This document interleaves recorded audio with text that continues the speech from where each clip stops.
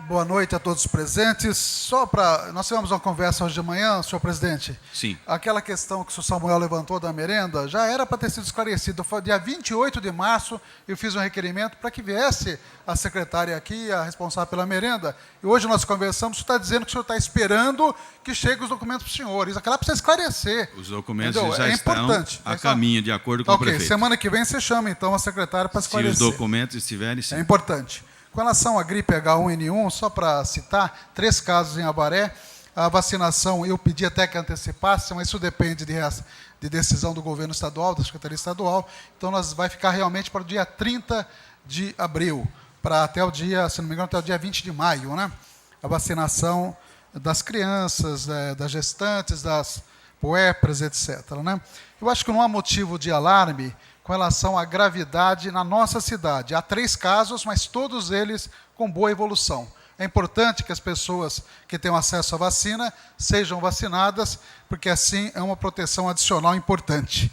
Com relação à dengue, 7 casos autóctones e 9 casos importados. Também uma situação bastante razoável. Tem cidades com situação bem pior.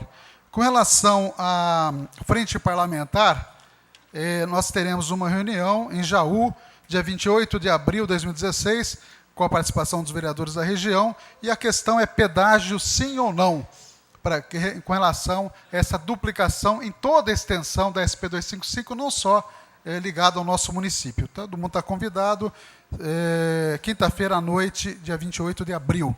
Carlos Neder, do Partido dos Trabalhadores, e Fernando Cury, do PPS, são coordenadores e vice-coordenadores dessa frente.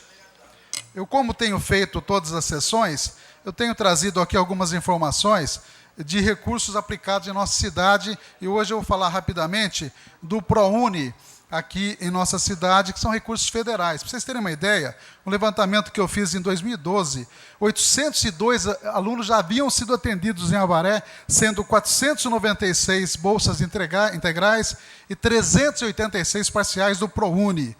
Isso investimentos dando oportunidade de acesso à universidade para quem não tem recursos. Isso é uma coisa maravilhosa. Como agora vai haver um programa Ponte para o Futuro, vamos ver se vão ser mantidos, na verdade, esses recursos, né? Esse, pelo menos, é o programa do Temer, porque, para quem não sabe. Com relação ao ProUni, é importante, tem uns números aqui que eu coletei, a importância dos negros participando e das mulheres no ProUni. São dados muito detalhados que eu não vou me ater porque o tempo é curto. Com relação ao FIES, eu fiquei impressionado com o valor investido em Avaré pelo FIES, dados do MEC. Eu vou só citar aqui o total investido pelo governo federal aqui em Avaré. FIES, exatamente os seguintes valores, total, 46.744.000 reais dos anos de 2012 a 2015, aqui em Avaré, governo federal, recursos federais. Vamos ver se isso vai ser mantido. Né? Parece que vai mudar o governo, vamos ver. Né? Então, veja bem quantas pessoas foram beneficiadas pelo FIES. Eu tenho outros dados da educação, por exemplo, o Programa Nacional de Alimentação, anos 2013 a 2015, 4.650.000 investidos aqui na nossa terrinha. É importante as pessoas saberem disso, porque tudo isso está acontecendo debaixo do nosso nariz, e muitos vereadores não sabem, nem eu sabia desse montante, estou passando para a população. Né? Outro valor interessante, Programa Mais Educação, Escola Educação Integral, 533 mil reais, anos 2013 a 2015. Eu tenho mais números, quem tiver interesse, posso com o maior prazer passar para a imprensa e para mais pessoas aí que tenham interesse. E foi falado aqui, e eu tenho que falar sobre isso, sobre o domingo ontem. Acho que é importante a gente falar para esclarecer alguns pontos. Eu tive acesso, como muita gente teve, ao Datafolha. O Datafolha foi ontem, domingo, na manifestação da Avenida Paulista. E foi também no Anhangabaú. Todo mundo sabe, um pró-impeachment e outro contra o impeachment. Qual foi a conclusão do Datafolha? Na Avenida Paulista, que os pregavam impeachment, 54% disseram ser favoráveis ao impeachment de Temer, também de Temer. Olha que interessante, 54%. E os dados no Anhangabaú, praticamente idênticos, um pouquinho mais. 68% pregam o impeachment também de Temer, mostrando que as pessoas que saíram às ruas, elas convergem nesse sentido, não aceitam o Temer, porque ele praticou as mesmas pedaladas praticadas pela Dilma, assim como o Alckmin fez, o Aécio fez lá em Minas, etc. O Lula fez, o Fernando Henrique fez. Então, pedalada fiscal está mais que provado, não é crime de responsabilidade. E isso que deveria ser discutido ontem, naquele lamentável, eu assisti inteirinho, eu posso dizer isso, o lamentável episódio, as imagens mostrando a falta de conhecimento, a falta de brasilidade da maioria dos deputados. Estavam preocupados em fazer discurso para o seu curral eleitoral. O pessoal de Itaboraí, minha mãe, meu pai, Deus seja louvado. E assim foi assim.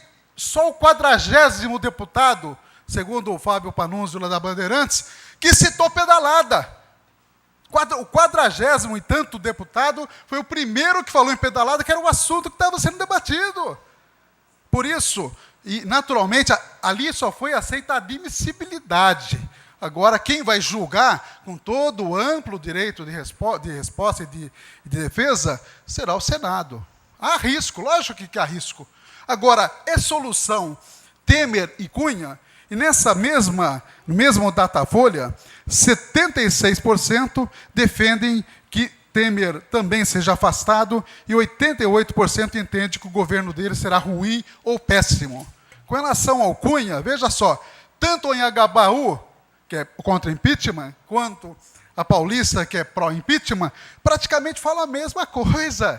Então, as pessoas saíram às ruas e qual foi a solução? Vai ter um governo Temer e Eduardo Cunha, meu Deus, ele mesmo falou que Deus ampare o Brasil quando ele fez o voto. Porque ele sabe que ele realmente não é nada confiável para quem defende o impeachment e para quem é contra o impeachment. E ele vai ser o vice-presidente. Primeira viagem do Temer para algum lugar, quem vai ser o presidente do Brasil? Eduardo Cunha. É isso que o pessoal que foi na Paulista, que foi aqui em Avaré, muito corretamente, eu acho que é perfeitamente legítima a manifestação de um lado e de outro, é isso que eles queriam? Mãos limpas lá na Itália gerou um Silvio Berlusconi, que foi uma tragédia. Um homem totalmente devasto, desonesto, que depois teve as suas penalidades. Será que nós geramos um Eduardo Cunha para presidente do Brasil, nem que seja, digamos, temporário? É um absurdo. Então, a gente começa a analisar e parece que as coisas ficaram bem complicadas. E um artigo do Mário Magalhães, que é da UOL, do Grupo Folha, não é do PT, não. Olha só o que ele disse. No tabuleiro da história, peça da democracia volta várias casas. Ele cita várias coisas, que foi um domingo bastante sombrio para o Brasil. A Câmara deu à noite o sinal verde para o Senado se pronunciar sobre o impeachment da presidente, contra uma presidente que não existe uma só acusação de ter se lucupletado com recursos públicos. A questão é a pedalada fiscal, e ele diz aqui que não há todos deveriam, que praticaram pedalada, se ela for condenada, todos têm que ser condenados. E o artigo é bastante longo, logicamente eu não vou ter tempo para ler todos, e diz que é fundamental a soberania do sufrágio, do voto popular. E os deputados que aprovaram, eles têm o direito de votar, né? Houve jatinho da Fiesp para cima e para baixo, está sendo investigado, com malas de dinheiro para que eles votassem daquela maneira, e a gente percebe que ninguém estava preocupado em analisar a verdadeira causa do impeachment, que são as pedaladas fiscais. Não é a questão de lava-jato, nesse processo não é. E eles, na verdade, fizeram um julgamento político. E diz aqui, Dilma perdeu, mas quem perdeu mais? Foi a democracia no Brasil. O segundo mandato da presidente não dá licença para sua deposição, ao menos enquanto não implantarem o regime parlamentarista, que permite o voto de desconfiança com queda imediata do governo. Não respeitar o voto do povo significa arruinar a democracia. E aí termina dessa maneira. Como eu estou em cima da minha hora, só projeta a parte final, eu nem ia falar disso, esse é o dado do TSE. O partido que tem mais políticos caçados no Brasil chama-se Democratas, olha lá. 20%, muito mais que os outros. Então, isso é para responder a certas pessoas que não leem nada na internet. Obrigado. Senhores.